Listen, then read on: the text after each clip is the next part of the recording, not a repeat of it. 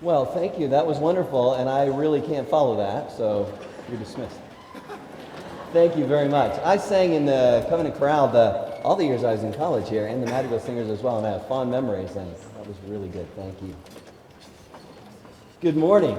We've decided to dispense with introductions, for which we've become a little bit well known here at the college in the interest of time. And Kelly was originally going to introduce me, Dr. Capek, and I got a hold of his notes, and his notes began something like, it is widely known that Matt Voss is one of the top 3 or 4 sociologists at Covenant College. And it went on from there. So since we're dispensing with introductions, I will simply introduce myself in the words of Austin Powers. Allow myself to introduce myself.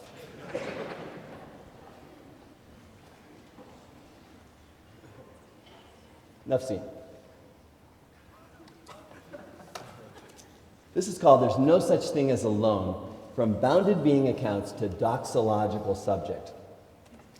I'm sitting at home alone writing this. As I work, I wonder if I'm spending my time well. I wonder if I'm forgetting something my wife asked me to do.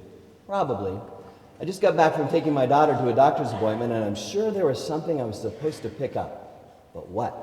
Writing this has been weighing on my mind a bit. I like to write, but I also feel a bit worn out from an exhausting semester, and frankly, I'd rather be mowing the lawn.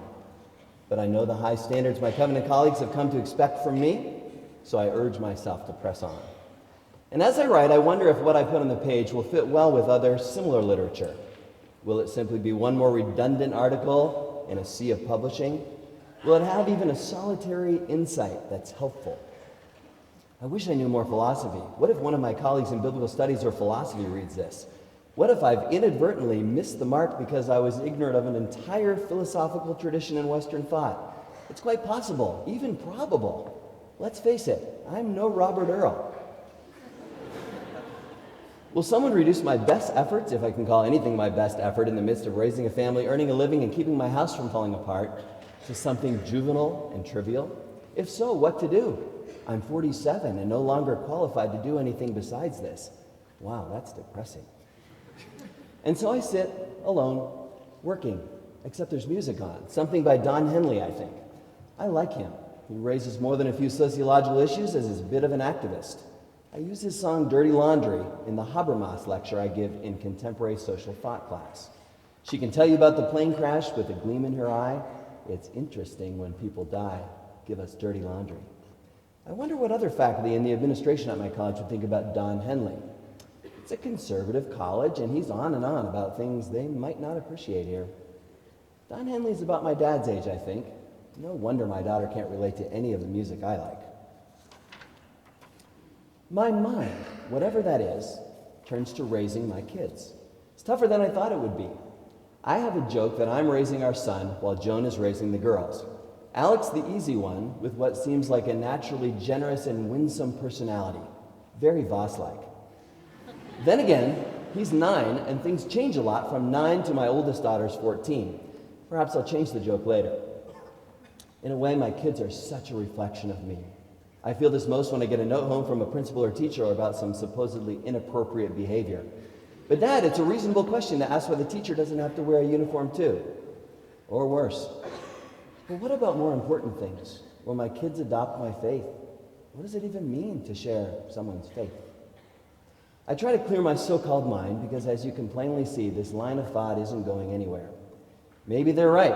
We college professors really don't work in the summer. I wrote this in the summer. But what does it mean to clear one's mind? Does that mean that I render myself unable to access memories or to think about what I'll do this afternoon? Do I, for the moment, forget that I'm a husband, father, colleague, son, brother, advisor, teacher, shepherd? I actually have sheep. Or child of God? To clear one's throat means to push something aside. Is clearing one's mind a similar sort of operation? A rearrangement of cognitive phlegm? What is that phlegm? Is it the residue of my relationships? So here I sit, alone. I better enjoy it while it lasts, because it's 1:15 and in 2 hours I'll have to pick up the kids, and any chance of clearing my mind will have irrevocably faded away. Should I watch some TV or read part of a novel? That's what I like to do when I'm alone. Perhaps I'll choose a comedy. No, that's hard to enjoy when you're alone. Actually, I think I'll go on a motorcycle ride. What's more alone than that? But am I really alone? Is there any such thing? Bounded Being, a world of relentless evaluation. This essay, this talk, draws on ideas gleaned from Kenneth Gergen's 2009 book, Relational Being, Beyond Self and Community, in an effort to reconsider and perhaps better understand what it means for us to stand before God and give an account of ourselves. For me, perhaps for you, verses suggesting such things, Matthew 12:36, Romans 14, verse 12, 2 Corinthians 5:10, and Hebrews 4:13, there's a host of them, contain a substantial dose of existential terror. Stand before God, give an account of myself. Can I bring Kelly with me? He knows so much more. This is not primarily a tactic to reassert Christian doctrines of justification. Its intent is not to remind the reader that Christ stands in our place as intercessor. Rather, this excursus has as its major objective a sociological reframing of what it means to stand before God and give an account. It examines the possibility that there's really no such thing as an individual standing alone. How, for example, might a feral child, the closest thing we get to alone, give such an account? Gergen quotes Dizzy Gillespie, who, speaking of Louis Armstrong, said, "Know him, know me," illustrating how it's within relationship that we become somebody and are sustained as that somebody. In the end, I will consider the possibility that we stand before God as a confluence, Gergen's term for self with others, where self is dependent on others for being, actions, motives, intelligibility, morality, and even conception of the deity. Furthermore, I hope to draw attention to the ways in which Western individualism has distorted our understanding of what it means to give an account, in hope that we can embrace a more holistic view of the relationship between God and humanity, where the we of the church is taken as primary, rather than just simply as a means to an end used by individuals. Seen this way, individuals emerge from the church, the parts from the whole, and not the other way around. The question is whether the individual member can be dislodged or disconnected from the collective, the church, the body, to provide standalone testimony about anything. Christian testimony is the testimony of the church. The so-called individual doesn't leave the church, standing apart from it, to give testimony or account as though it were merely a preparatory agency turning out the product Christian. Might not the church stand before God to give account? The 1 Corinthians 12:12 and following analogy of the church as a body from which parts should not be dismembered provides an example of the point I'm working to make. The thought of excising a foot so the foot can stand alone is unthinkable and has devastating implications both for the foot and for the body as an organic whole. A foot has no meaning apart from the body, and a medical doctor properly throws a foot away if irrevocably separated from the body. In Relational Being, Ken Gergen contests what he calls our bounded being conception of the self, the idea that there's this standalone self at the center of it all. Steeped in Western individualism and given expression in every conceivable way our culture can imagine, school, sports, church, employment, politics, economics, consumerism, and so on, our thinking about the self as discrete, isolated, and atomistic vivifies an endless stream of pathological consequences. This dominant vision of the self sees humans as fundamentally separate and alone. From this perspective, we're born alone, we live alone, we die alone, and to go a bit beyond Gergen, we stand before God's judgment throne alone and perhaps face eternity alone.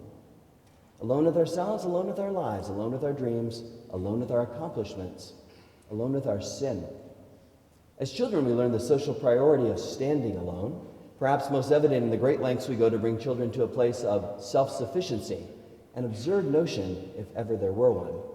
Especially male children who are labeled and chastised should they need their mothers longer than a few short years. A maladaptive approach to child development explored in the psychoanalytic theory of Nancy Chodorow that we've been studying in my gender class. For adults, we see the effects of bounded being in higher suicide rates. For you sociology majors, you can think about Durkheim. Among those who are most able to stand alone, among those best able to distinguish themselves from others, those best at acting out the deception of the self. Put simply, we are drowning in the aloneness of the self as bounded being, the iron cage of the self. If I am fundamentally alone, if I am the origin of my actions, then what is to be said of failure? To be sure, there are events outside my control, but by and large, we tend to assume that my failures are of my own doing. Consider Gergen's words. The possibility of personal inferiority begins as early as a child's first experience with competitive games. My failure is not taken lightly. Upon entering school, the self in question becomes institutionalized. From that day forward, the individual exists in a state of continuous evaluation. Am I good enough? Will I fail? How will I be judged by my teachers, parents, and classmates? Have I sinned? The stakes become higher as one's career is on the line. There are the SATs, IQ scores, GREs, MCATs, LSATs, or the IDEA professor evaluation forms. And then the college graduate enters adult professional life to find semi-annual performance evaluations, promotion evaluations, a life replete with threats to one's worth. A graceless world, is it not? An existence where, again, I or you stand alone, make it alone, fail alone, die alone, are judged alone. Seen thus, community is little more than something we harness as an accoutrement to the self, a means only to self-ish ends. As I watch my children's lives colonized by competition, fear of failure, self-directed striving toward future imagined careers, and the existential terror that so often accompanies religion, Gergen's ideas resonate with me, and I find myself hopeful. Perhaps there is another way. But if there is, it involves a profound undoing of business as usual in the world in which we live. For Gergen, this other way is to consider the world in terms of relational confluence, self with others. Bounded being as employed by the church. Most of the churches I belong to have employed some version of Vacation Bible School, an ecclesial staple in the American South. For the most part, these churches purchase and utilize published curricula. While these products differ thematically, many of them utilize what I've come to call a John Bunyan, Pilgrim's Progress approach. In Pilgrim's Progress, the plucky protagonist Christian, sounds good, doesn't it, makes a journey alone from the city of destruction to the celestial city, the place of reward. VBS programs using this general approach can be obtained using containing Olympic themes, mountain climbing themes, space exploration themes, just to name a few. Sorry, no encountering the deity through sociology programs have been yet made available. But stay tuned, they'll come. While these programs vary in the route taken to get to God, whether through space, up a mountain, or under the sea, many employ a bounded being concept of the person, an approach that prepares each of them to stand alone before God and give an account. The curriculum typically confronts a child with his or her need for God, distance from God, and then provides a plan that routes them through the protocol of acknowledging their personal depravity and confessing their individual sins, and then receiving God's grace and entering into a Jesus is my best friend relationship with the deity. Granted, there are worse things, but I clearly remember one summer when our church canvassed inner city neighborhoods searching for children from disenfranchised situations. Part of our VBS protocol was to have counselors, like me, with no counseling training, engage with individual children during free time. Listen to their stories, give them the attention and concern of a supportive, caring adult or a college student. So far, so good. And in their stories, we heard a great deal of brokenness, stemming, mostly, it seemed clear to me, from the sins of their parents.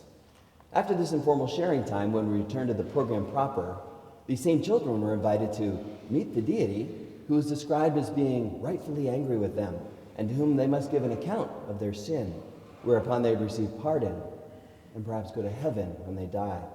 What made this problematic for me, besides almost all of it, I now realize, was that it largely dislodged the children from the relational narrative in which their lives were situated, in which they were sustained, as though they could leave their narrative behind, as though it could be cast off. But what of my mother? But what of my father? They're on their own. Guilty on your own, confessing on your own, receiving grace on your own, going to heaven or elsewhere on your own. No wonder when we hear accounts of near-death experiences in the popular media, they're almost without exception related in terms of bounded being. Me, my relatives, familiar cultural media, normative for me, etc. We've imagined no other way. Within this paradigm, there's really no we. I stand alone, you stand alone, except there's no such thing as alone. The scriptures, to my lay theological understanding, reframing that, to my sophisticated lay theological understanding, hold in tension the individual and the collective for our purposes, the church. However, to me, the church seems primary and fundamental, while the individual or self is often presented as something to be subordinated to the collective. Jesus and the writers of Scripture seem less concerned with promoting self-actualization, certainly as we understand that idea, and more with the practice of pouring out and losing the self as part of belonging. For example, Matthew 10:39 records Jesus as saying, "Whoever finds his life will lose it, and whoever loses his life for my sake will find it." A wonderful counterintuitive perspective on identity.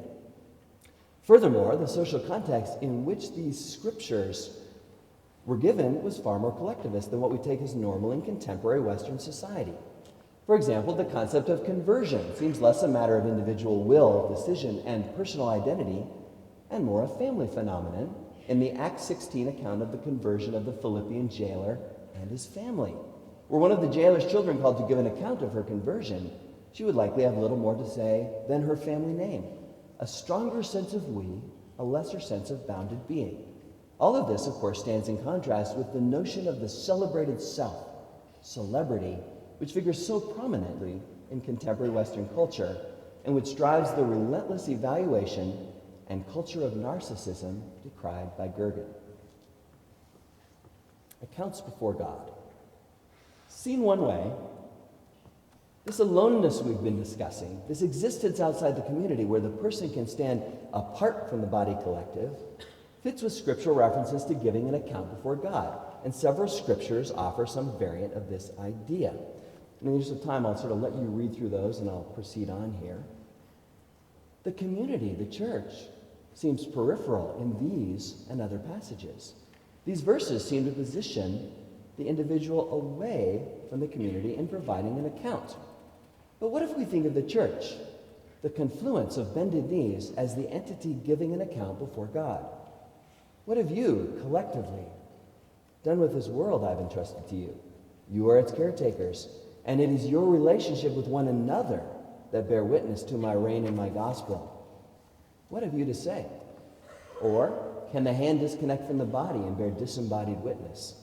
With an acceptable bit of hermeneutic maneuvering, more comfortable to the sociologists perhaps than to some theologians, these passages may suggest the possibility that the church, the people of God, are the ones who appear to give an account. This seems to me at least to be a possibility from a more collectivist perspective. Look at that, Calvin, huh? From a sociologist.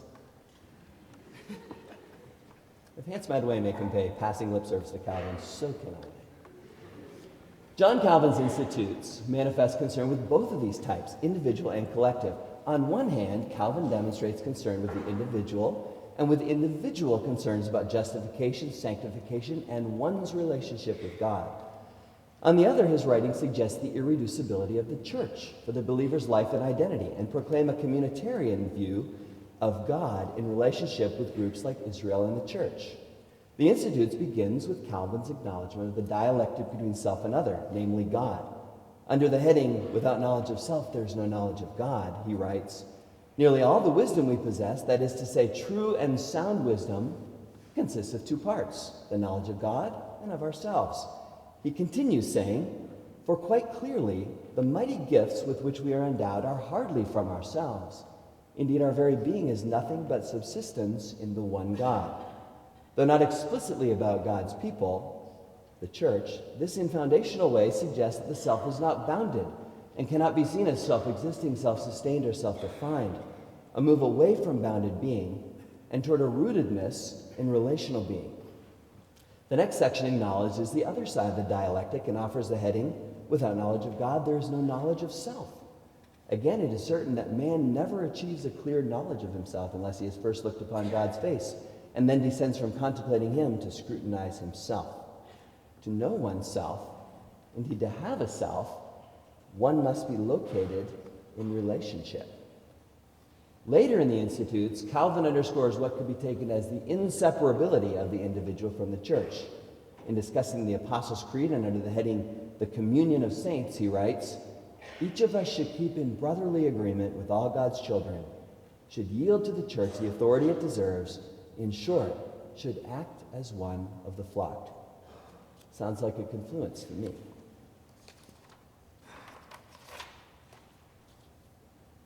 Conversion, salvation, and relationship with God.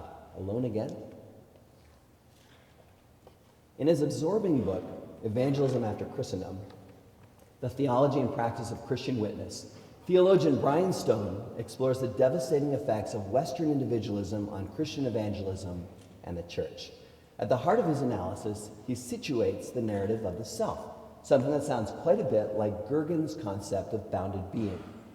Stone is concerned with the ways in which the socially constructed split between private and public, organizational and personal, society and individual, lay the groundwork for a similar bifurcation in our understanding of the relationship between the so-called individual and the church, one in which they are fundamentally separate. Quote, "The modern notion of the self invented by the Enlightenment is essentially autonomous, abstract, empty of any necessary social content, detached from its social context, and entirely set over against the social world." In other words, modernity has furnished us with a modal self that is distinct, separate, disconnected, autonomous, and self-referential, and any alternative to this way of being has become unthinkable. The dialectic between self and social has been definitively severed. While Stone's focus falls on the church's practice of evangelism, his inquiry parallels our concern with bounded being and accounts before God. Just as we harbor and internalize the distinction between, say, our work life and personal or private life, we maintain a similar distinction between church and individual.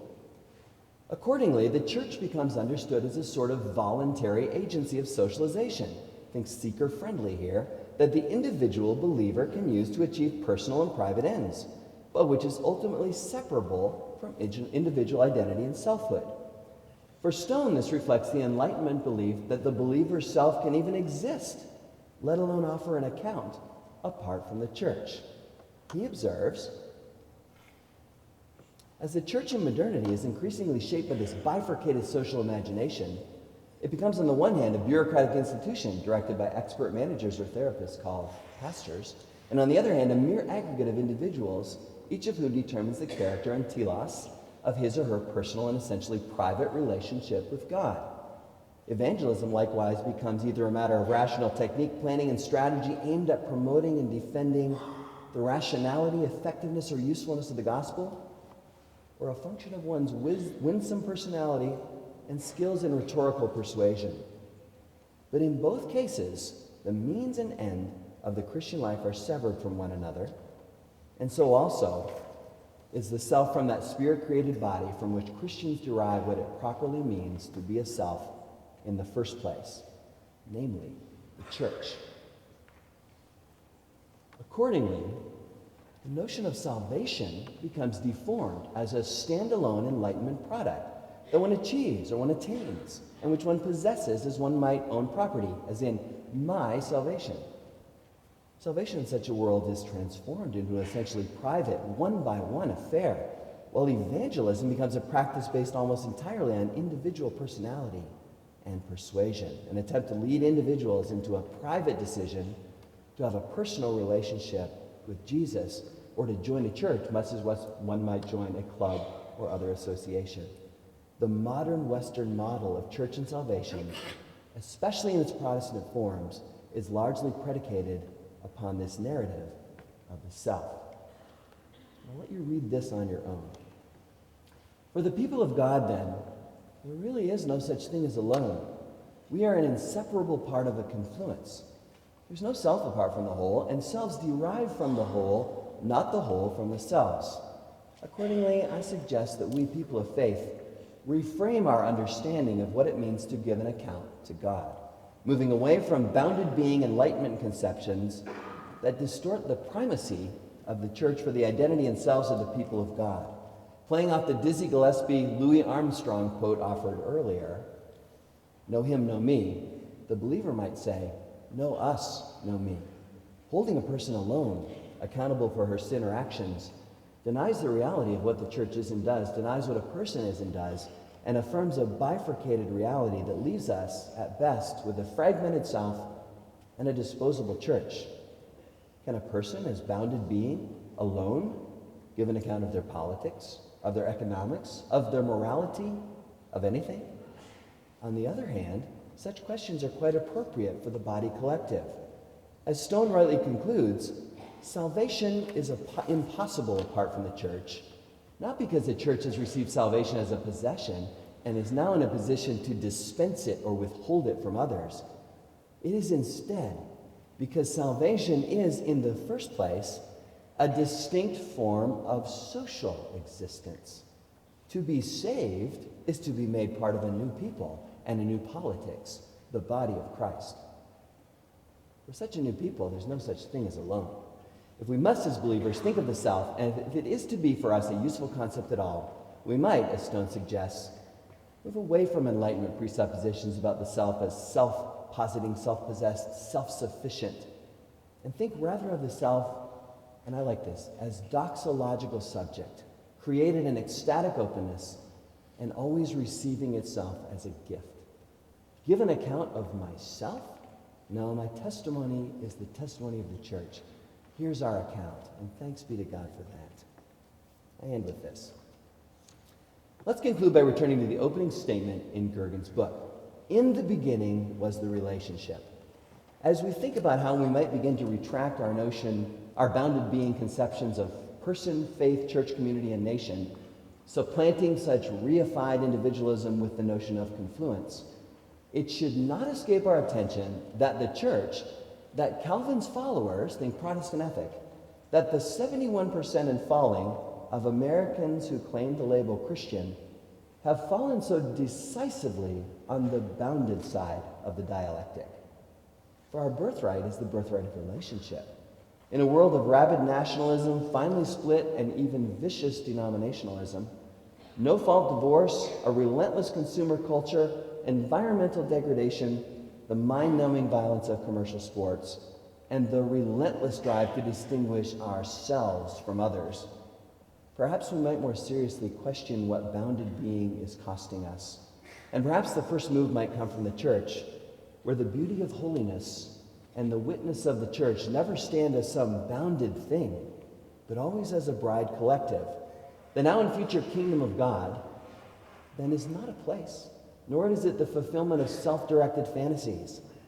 It is, instead, the fullness of relationship, the entrance into an engagement with the triune God and with his people, which represents not loss of self, but fullness of self, a self inextricably joined with others in endless doxology, always receiving itself through grace as a gift. Though I hear it frequently in the circles in which I move, I've never liked the well-intentioned Abraham Kuyper quote, "There is not a square inch in all domain of our human existence over which Christ, who is sovereign over all, does not cry, mine." It's always sounded a bit grabby to me. Its tone a bit out of character with the Jesus of the Scriptures as I've come to know him. And so perhaps you'll indulge me the following revision. There's not a square inch in the whole domain of our human existence over which Christ, who is sovereign over all, does not cry ours. Thank you. Have a good day.